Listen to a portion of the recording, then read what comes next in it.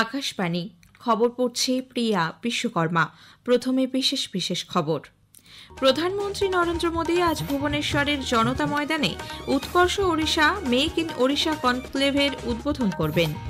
বিদেশমন্ত্রী doctor S Jaishankar আজ আবুধাবিতে Raisina middle east সম্মেলনের উদ্বোধনী অধিবেশনে বক্তব্য রাখবেন। ওমান সফররত কেন্দ্রীয় বাণিজ্য ও শিল্পমন্ত্রী পীযূষ গোয়েল আজ মাস্কাটে সে দেশের শিল্পমন্ত্রীর সঙ্গে একাদশ যৌথ কমিশনের বৈঠকে যোগ দেবেন। ভারত ও চীন চলতি বছর গ্রীষ্মে কৈলাস মানস সরোবর যাত্রা আবারও শুরু করার সিদ্ধান্ত নিয়েছে। প্রয়াগরাজের মহাকুম্ভে মৌনী অমাবস্যা উপলক্ষে স্টেশনগুলিতে ভিড় সামাল দিতে বিশেষ ব্যবস্থা নিয়েছে রেল। উত্তরাখণ্ডের দেরাদুনের মহারানা প্রতাপ স্টেডিয়ামে আজ ৩৮তম জাতীয় গেমসের উদ্বোধন করবেন প্রধানমন্ত্রী। ভারত ও ইংল্যান্ড আজ রাজকোটে টি-20 ক্রিকেট সিরিজের তৃতীয় ম্যাচে পরস্পরের মুখোমুখি হবে। আসছে বিস্তারিত খবরে। প্রধানমন্ত্রী নরেন্দ্র মোদী আজ ভুবনেশ্বরের জনতা ময়দানে উৎকর্ষ ওড়িশা মেক ইন ওড়িশা কনক্লেভের উদ্বোধন করবেন। এই নিয়ে শ্রী মোদী চলতি মাসে দ্বিতীয়বার ওড়িশা সফরে যাচ্ছেন। এর আগে গত ৯ জানুয়ারি তিনি একই জায়গায় প্রবাসী ভারতীয় দিবসের সূচনা করেন। উল্লেখ্য, এই উৎকর্ষ ওড়িশা ওই রাজ্য সরকার আয়োজিত একটি আন্তর্জাতিক বিনিয়োগ সম্মেলন। এর লক্ষ্য হল ওড়িশাকে পূর্বোদয় ভিশনের অন্যতম প্রধান কেন্দ্রবিন্দু এবং বিনিয়োগের গন্তব্যস্থল হিসেবে গড়ে তোলা। ওড়িশার মুখ্যমন্ত্রী মোহন চরণ মাঝি, কেন্দ্রীয় মন্ত্রী জুয়েল ওরাও, ধর্মেন্দ্র প্রধান এবং অশ্বিনী বৈষ্ণব সম্মেলনে যোগ দেবেন। আকাশবাণীর সংবাদদাতা জানাচ্ছেন, দুদিনের এই সম্মেলনের পর ৫ লক্ষ কোটি টাকার বিনিয়োগ আকর্ষণ এবং ৩.৫ লক্ষ কর্মসংস্থানের সুযোগ সৃষ্টি হবে বলে আশা করা হচ্ছে। মেক ইন ওড়িশা কনক্লেভের আগের ৩বারের কোনোটিতেই প্রধানমন্ত্রী উপস্থিত ছিলেন না। সেই কারণে এবার এই সম্মেলন আরও বেশি তাৎপর্য লাভ করেছে। ভারত ছাড়াও আরও ১২টি দেশের রাষ্ট্রদূত, বিনিয়োগকারী ও শিল্পপতি সহ ৭,০০০-এরও বেশি প্রতিনিধি এই বাণিজ্য সম্মেলনে অংশ নেবেন বলে আশা করা হচ্ছে। প্রায় ৭,৫০০ শিল্পপতি ওয়েবসাইট মারফত তাঁদের নাম নথিভুক্ত করেছেন। এদের মধ্যে আছেন এস.এল. মিত্তল, ওম মঙ্গলম বিড়লা, অনিল আগরওয়াল, হিতেশ যোশী, টিভি নরেন্দন, করণ আদানি, নবীন জিন্দাল এবং ঐক্লান জিন্দালের মতো শিল্পজগতের প্রথম সারির ব্যক্তিত্বরাও। সম্মেলনে শতাধিক বিনিয়োগ সংক্রান্ত চুক্তি স্বাক্ষরিত হবার সম্ভাবনা রয়েছে। প্রধানমন্ত্রী দেশের যুব সমাজের প্রতি এক দেশ এক নির্বাচনের নীতি কার্যকর করার ব্যাপারে বিস্তারিত আলোচনায় অংশগ্রহণের আহ্বান জানিয়েছেন। তিনি বলেন, একাধিক নির্বাচন দেশের কাজের গতিকে বাধা দেয়। প্রধানমন্ত্রী গতকাল নতুন দিল্লির কারিয়াপ্পা প্যারেড গ্রাউন্ডে ন্যাশনাল ক্যাডেট কোরের বার্ষিক সমাবেশে যোগ দেন। এবারের সমাবেশের মূল ভাবনা ছিল যুবশক্তি বিকশিত ভারত। প্রধানমন্ত্রী জাতির উন্নয়নে যুব সমাজের অবদানের প্রশংসা করে বলেন, দেশের যুব সমাজ বিশ্বের মঙ্গলের জন্য একটি শক্তি। গত ১০ বছরে ১,৫০,০০০-এরও বেশি স্টার্টআপ তরুণরা শুরু করেছে এবং তারা বিশ্বের শীর্ষ কোম্পানিগুলির নেতৃত্বে রয়েছেন। এক উন্নত জাতি হয়ে ওঠার জন্য যে লক্ষ্য স্থির করা হয়েছে তা পূরণে কাজ করে যাওয়ার ওপর জোর দেন প্রধানমন্ত্রী।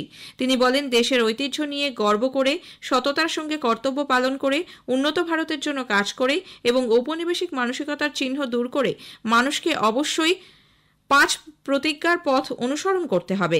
চলতি মহাকুম্ভের কথা উল্লেখ করে তিনি বলেন, মহাকুম্ভে দেশের ঐক্য দৃশ্যমান এবং মহাকুম্ভ ঐক্যের মহাকুম্ভ। ये महाकुंभ एकता का महाकुंभ है। ये एकता देश की प्रगति के लिए जरूरी है।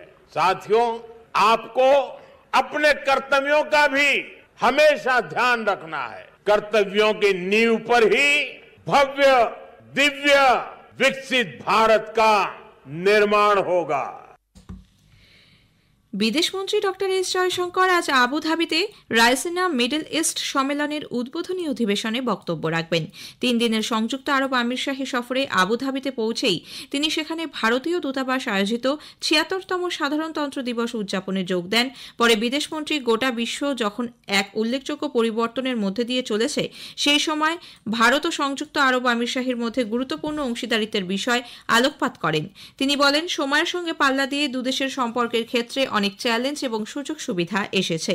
পারস্পরিক মূল্যবোধ ও আস্থার ভিত্তিতে সমস্ত রকম চ্যালেঞ্জের মোকাবিলা করে এই দুই দেশ প্রকৃত বন্ধুত্বের অগ্নিপরীক্ষায় উত্তীর্ণ হয়েছে।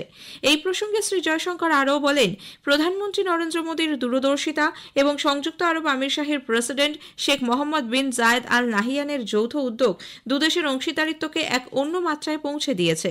সে দেশে বসবাসকারী ভারতীয়দের জীবনযাত্রার মানোন্নয়ন এবং বিভিন্ন সুযোগ সুবিধা দেওয়ার ক্ষেত্রে সক্রিয় সহযোগিতার জন্য সংযুক্ত আরব আমিরশাহী সরকারকেও তিনি ধন্যবাদ জানান। ইউএইর উপপ্রধানমন্ত্রী এবং বিদেশমন্ত্রী শেখ আবদুল্লাহ বিন জায়েদ আল নাহিয়ান ও বৈদেশিক বাণিজ্য মন্ত্রী ডক্টর থানি বিন আহমেদ আল জেউদি প্রমুখ সম্মেলনে উপস্থিত ছিলেন।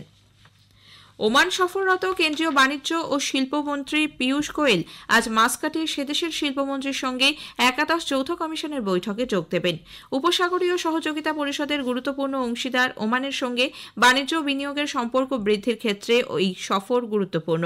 2023-24 সালে দুদেশের মধ্যে দ্বিপাক্ষিক বাণিজ্যের পরিমাণ 8.94 বিলিয়ন মার্কিন ডলারে পৌঁছেছে। গতকাল ওমানের বাণিজ্য শিল্প ও বিনিয়োগ মন্ত্রী কায়েস বিন মোহাম্মদ আল ইউসুফের সঙ্গে বৈঠকের মধ্য দিয়ে সেদেশে শ্রী গোয়েলের সরকারি সফর শুরু হয়। সুসংহত অর্থনৈতিক অংশীদারিত্ব চুক্তি সিইপি এর অগ্রগতি, দ্বিপাক্ষিক বাণিজ্য ও বিনিয়োগ জোরদার করা এবং সহযোগিতার নতুন ক্ষেত্র অনুসন্ধান নিয়ে বৈঠকে আলোচনা হয়েছে। মাস্কাটে ভারতীয় দূতাবাসে 76তম সাধারণতন্ত্র দিবস উদযাপন অনুষ্ঠানেও অংশ নেন মন্ত্রী। ভারত ও চীন চলতি বছর গ্রীষ্মে কৈলাস মানস সরোবর যাত্রা আবারও শুরু করার সিদ্ধান্ত নিয়েছে। বিদেশ মন্ত্রক সূত্রে জানা গেছে, ভারত ও চীনের মধ্যে বিদেশ সচিব এবং উপমন্ত্রী পর্যায়ের বৈঠকে এই সিদ্ধান্ত হয়। ওই বৈঠকে যোগ দিতে বিদেশ সচিব বিক্রম মিশ্রি দুদিনের সফরে এখন চীনে।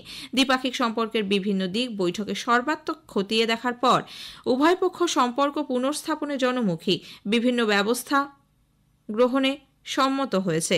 তারই অঙ্গ হিসেবে এই যাত্রার সিদ্ধান্ত। বর্তমান চুক্তি অনুযায়ী এ ব্যাপারে পন্থা পদ্ধতি চূড়ান্ত করতে আরও বিস্তারিত আলাপ আলোচনা করা হবে।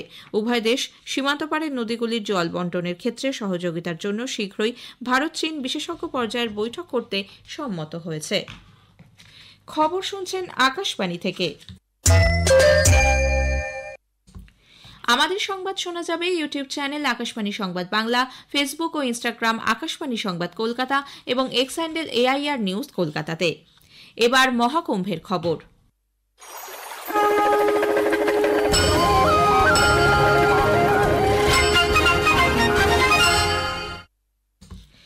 প্রয়াগরাজের মহাকুম্ভে মৌনী অমাবস্যা উপলক্ষে স্টেশনগুলিতে ভিড় সামাল দিতে রেলওয়ে সার্বিক ব্যবস্থা গ্রহণ করেছে।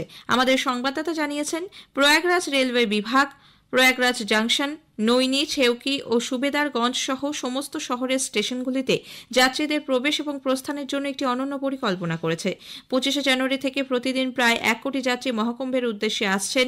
মৌনী অমাবস্যায় এত বিপুল সংখ্যক ভক্তদের সুরক্ষা এবং মসৃণ চলাচল নিশ্চিত করার জন্য প্রয়াগরাজ জাংশনে যাত্রীদের প্রবেশের অনুমতি দেওয়া হবে কেবল 1 নম্বর প্ল্যাটফর্ম থেকে এবং 6 নম্বর প্ল্যাটফর্ম থেকে প্রস্থানের অনুমতি দেওয়া হবে।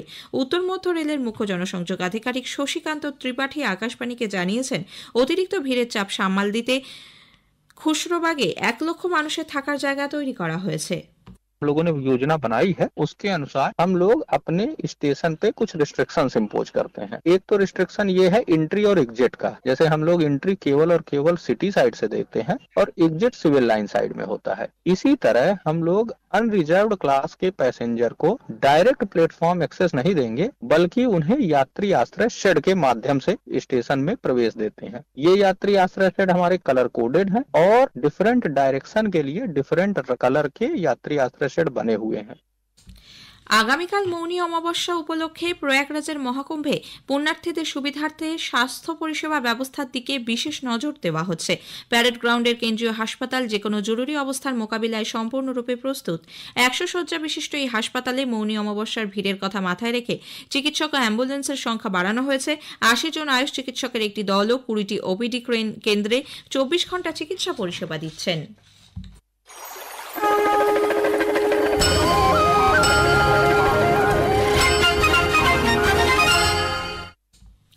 প্রধানমন্ত্রী প্রধানমন্ত্রী আজ উত্তরাখণ্ডের দেরাদুনের মহারানা প্রতাপ স্টেডিয়ামে 38তম জাতীয় গেমসের উদ্বোধন করবেন।